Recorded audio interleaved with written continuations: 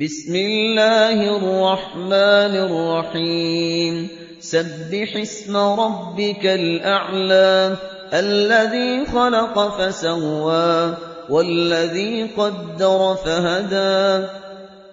والذي أخرج المرعى فجعله غثاء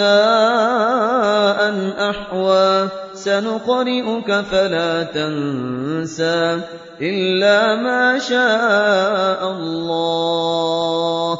إنه يعلم الجهر وما يخفى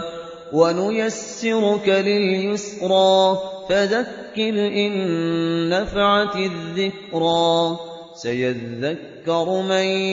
يخشى ويتجنبها الأشقى الذي يصلى النار الكبرى ثم لا يموت فيها ولا يحيا قد أفلح من تزكى وذكر اسم ربه فصلى بل تؤثرون الحياة الدنيا والآخرة خير وأبقى إن هذا لفي الصحف الأولى صحف إبراهيم وموسى